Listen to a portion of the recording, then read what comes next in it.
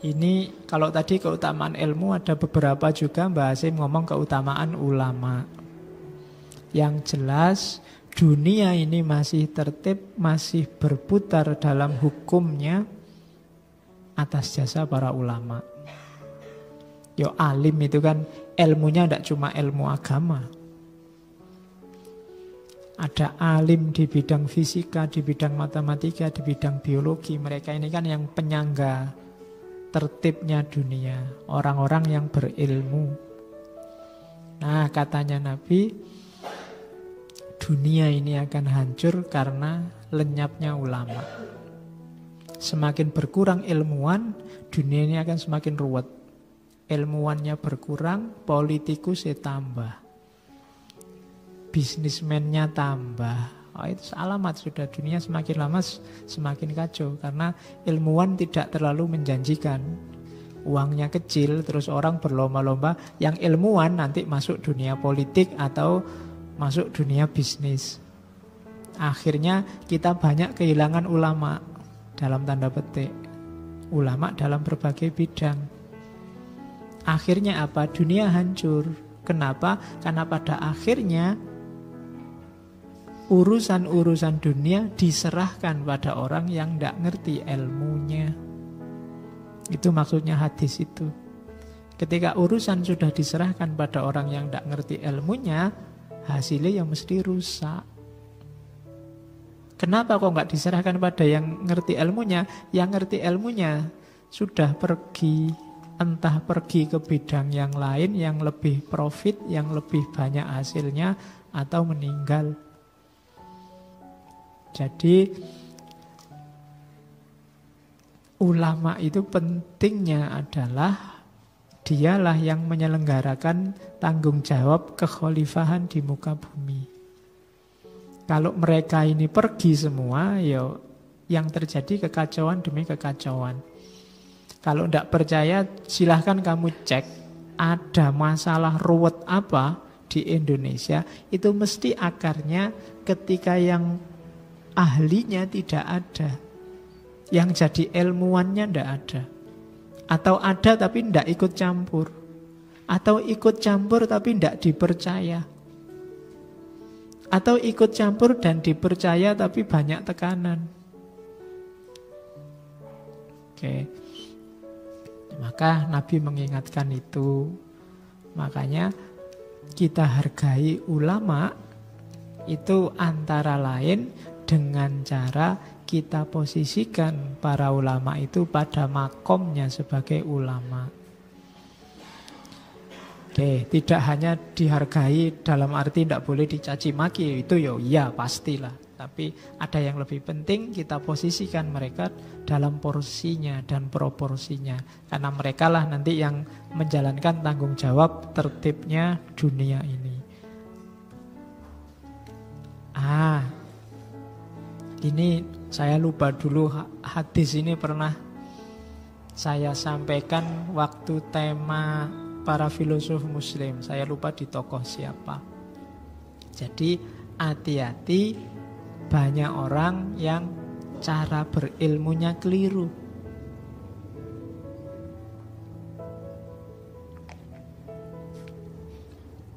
Itu peringatannya Nabi. Man tolabal ilma liyujadilal ulama wa yumariya bihis sufaha wa yasrifa bihi wujuhan nasi ilaihi. Kalau ada orang nyari ilmu niatnya 3 ini, adkholahun nar. Barang siapa mencari ilmu, tujuannya yang pertama untuk mendebat para ulama. Jadi mungkin ada ulama atau tokoh apa yang tidak kamu setujui pikirannya. Terus kamu cari-carikan dalil, kamu cari-carikan alasan untuk membantah pikirannya. Jadi tujuanmu cari ilmu hanya untuk membantah, hanya untuk mendebat. Wa yumari bihis sufaha, atau untuk menipu orang-orang bodoh. membuat mereka terpersona. Wah, pinter banget orang ini. Wah, orang ini kalau ngomong enak sekali. Wow, wa yumari bihi sufaha wa yasrifa bihi wujuhan nas ilaihi. Yasrifa bihi wujuhan nas itu dan berpaling padanya wajah-wajah orang lain. Maksudnya apa? Popularitas. Ingin terkenal. Jadi nyari ilmu tujuannya untuk menang debat. Tujuannya untuk menipu orang lain. Menipu orang yang tidak ngerti. Biar mereka gampang diatur, gampang diarahkan. Atau hanya ini nyari popularitas, hasil akhirnya neraka. Adkholahun nar. Maka hati-hati tadi dengan niat. Bahwa ada temanmu atau gurumu atau ustadzmu yang tidak kamu setujui gagasannya, tidak masalah.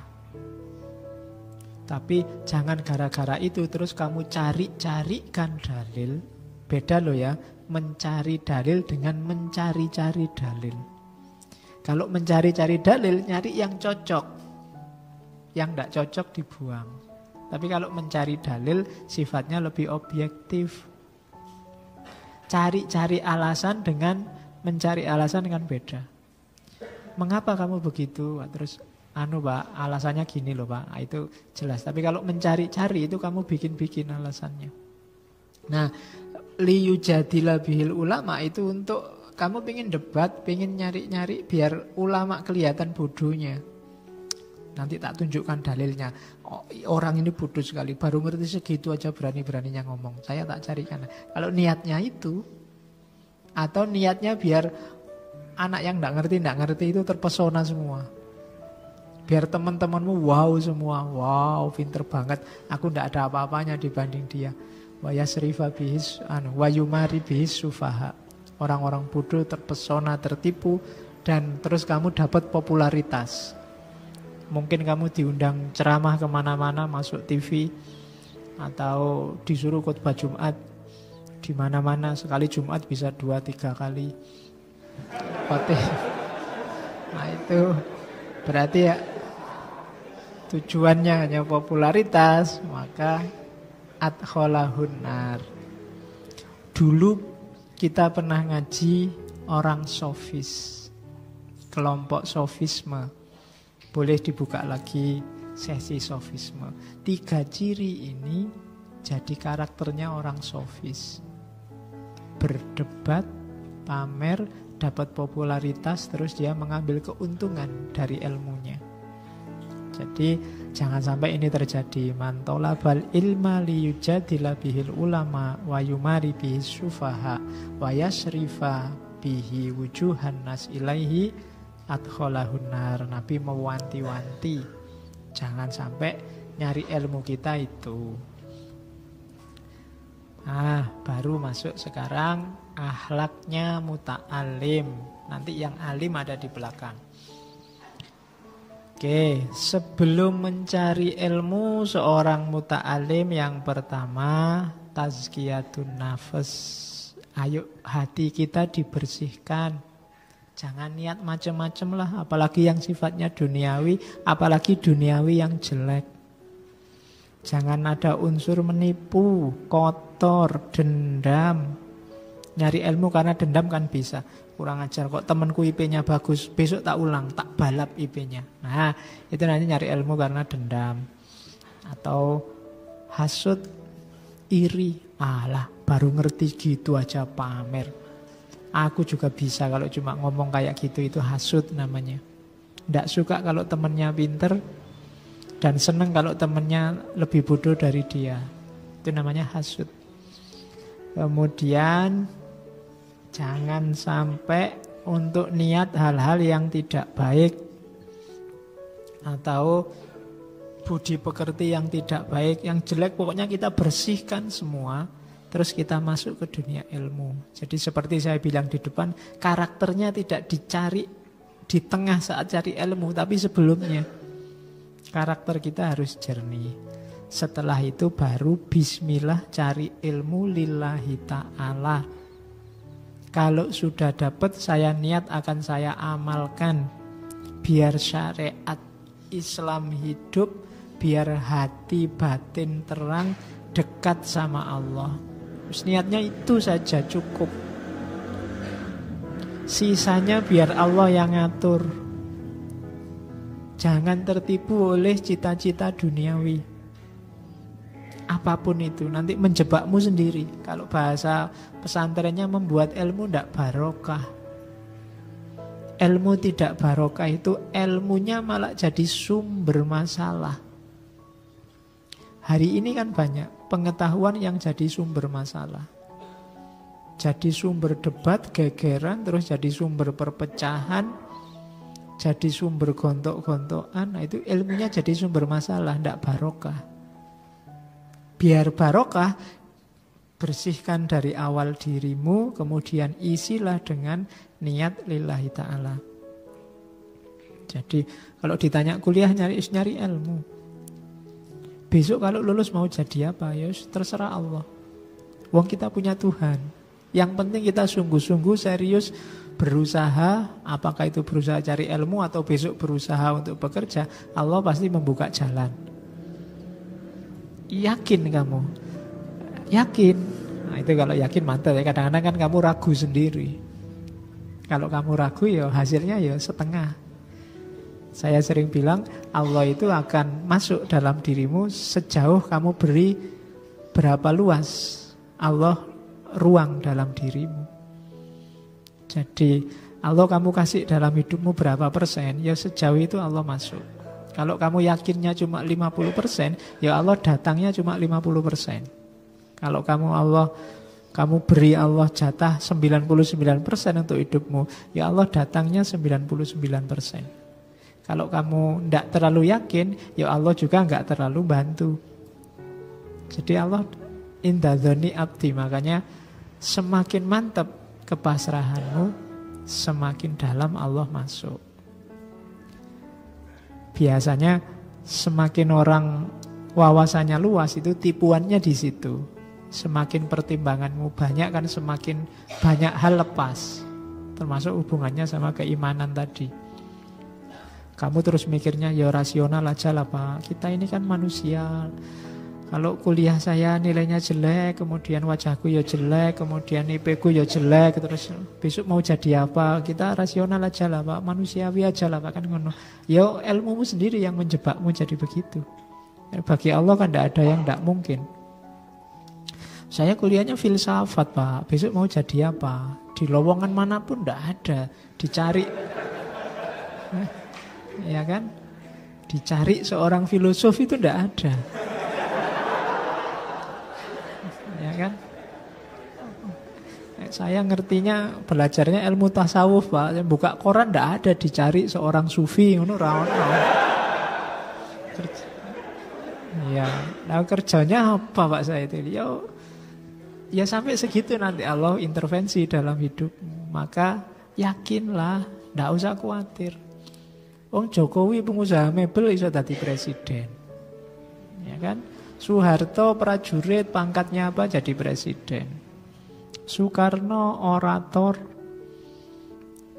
pejuang jadi presiden. Megawati, Ibu Megawati ya iso dadi presiden. Gus Dur dengan karakternya bisa jadi presiden. Habibie masih kecil jadi presiden. Ya, memang orangnya kecil. Jadi tidak usah khawatir kalau urusan itu. Tugasmu cuma berusaha aja semaksimal mungkin nyari ilmu, nyari rezeki. Kalau besok kerja pasrahkan pada Allah. Allah yang ngatur. Oke, jadi nyari ilmu yang pertama bersihkan diri, niatlah yang baik. Setelah itu baru ini adab sebenarnya, tapi di adabul alim dijadikan satu. Akhlak sama adab ya bahasa umumnya memang attitude, perilaku. Yang pertama untuk membantu niat yang baik tadi, jangan menunda-nunda. Ini penyakit yang banyak kita alami sebenarnya. Tidak segera dikasih tugas oleh dosennya, nanti di pertemuan ke-13, ya nggarapnya malam sebelum pertemuan ke-13. Akhirnya ke susu-susu. Begitu waktunya presentasi, oh tadi malam lampunya mati ya Pak. Alasannya gitu. Terus belum di print Pak, printer saya kok yang ngadat. Kalau pas ngeprint makalah mesti ngadat Pak. Kalau yang lain enggak. Jadi enggak, kenapa enggak kemarin-kemarin? Kita menunda-nunda. Ada tugas nulis ya ditunda-tunda. Kalau kepepet baru senyampe-nyampeknya. Segeralah. Karena petunjuk Al-Quran fa'idha faragta fansab. Kalau kerjaanmu yang ini selesai, kamu bisa ganti yang lain segera. Dan nanti kamu akan produktif, karyamu banyak. Kalau kerjaan satu itu nggak selesai-selesai, ya sudah. Mau nulis, semangat Pak nulis. Begitu pegang laptop, terus sebentar Pak buka Facebook dulu. Ya kan? Terus baca postingannya orang, ikut ngomentari, terus buka yang lain. Loh kok ada yang bagus postingan? Akhirnya nggak situ nulis. Karena begitu. Mau baca juga begitu. Begitu lihat HP kok WA banyak yang ribut apa ini, terus nggak jadi. Jadi jangan ditunda belajarmu, urusan ilmu. Segerakan, dahulukan. Kalau sudah selesai, pingin Facebookan sebentar, main WA sebentar, monggo. Tapi tugasmu selesai, kamu bisa ganti ke tugas yang lain. Jadi nasihatnya Mbak Asim, yuk bersegera. Terus qanaah. Itu gandengannya niat lillahi ta'ala tadi, itu qanaah. Qanaah itu tidak banyak keinginan dan angan-angan. Mikirnya gak usah aneh-aneh, membayangkan yang macam-macam, pokoknya sinau aja. Terima aja apapun hasilnya dalam hidupmu tentang apapun. Karena biasanya kalau kamu nggak qanaah, sangat banyak hal yang bisa kamu jadikan alasan untuk tidak serius cari ilmu. Pak, yo enak temanku itu duitnya banyak Pak, bisa beli buku terus, saya nggak bisa. Alasan.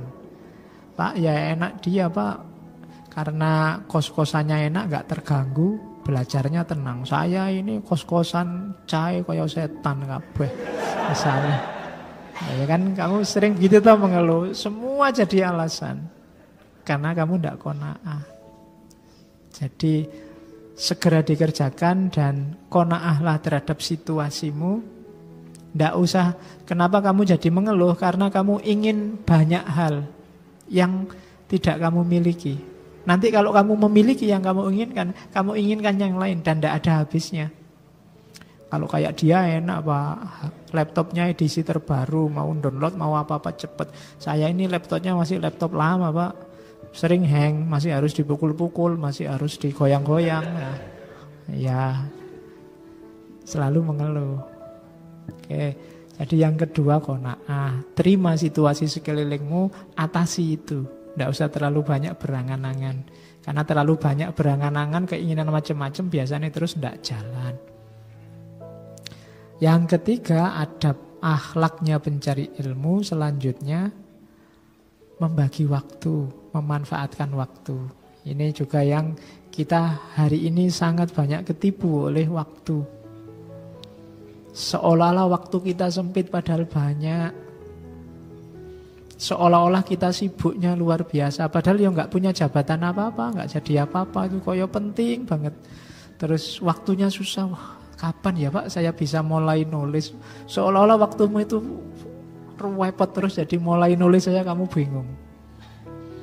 Loh emangnya kamu enggak punya waktu? Banyak sih Pak, tapi kapan ya Pak saya bisa menyelesaikan? Banyak waktumu, coba diatur, manfaatkan yang baik. Karena kan ada pepatah kan, al-waktu kasaif. Kalau bukan kamu yang motong waktu, kamu yang dipotong oleh waktu. Terus mempersedikit makan minum. Mempersedikit itu bukan berarti terus kamu tidak makan puasa, tidak. Maksudnya fokusmu jangan pada makan dan minum. Makan dan minum secukupnya. Makan dan minum itu alat untuk mendukung, jangan jadikan tujuan. Kalau kamu makan dan minum aja dipikir, ya waktumu habis untuk hal-hal tidak penting. Habis sarapan sudah mikir nanti siang makan apa ya, di mana ya, ya sudah. Apalagi yang masak sendiri itu mikirnya sudah jam per jam itu mikir masak apa. makan apa, di warung mana. Nanti habis makan siang, wah ini siang ini makan ini enaknya malamnya di mana ya. Nanti kalau ke sana, enggak. Makan itu enggak usah dipikir panjang-panjang, waktunya makan baru mikir. Oke. Jadi enggak usah membayangkan yang aneh-aneh, ya punyanya berapa ya itu. Kalau bisanya angkringan, ya angkringan, enggak usah berangan-angan, wah ini enak kalau makannya di sana, enggak usah. Pokoknya makan jangan jadi pikiran. Makan dan minum enggak usah jadi beban.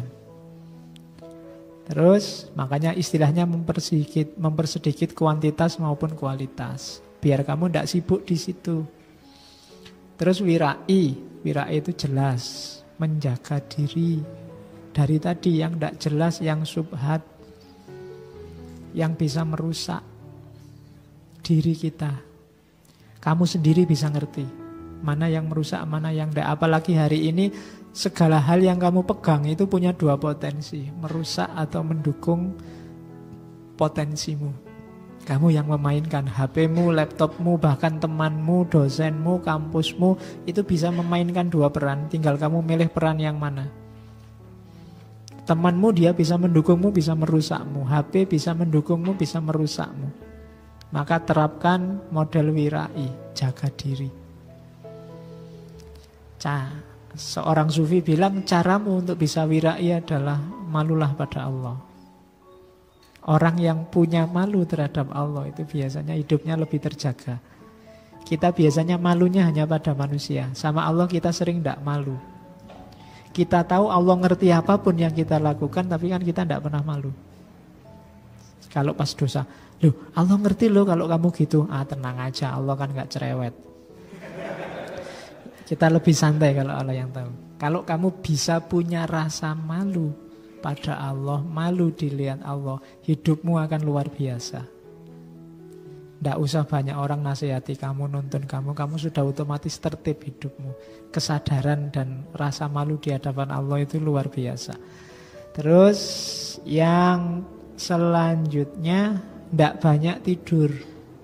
Tidak banyak waktu terbuang sia-sia untuk tidur. Tidur itu normal sajalah, maksimal 8 jam. 8 jam itu sudah sepertiga umurmu dalam sehari. Sehari cuma 24.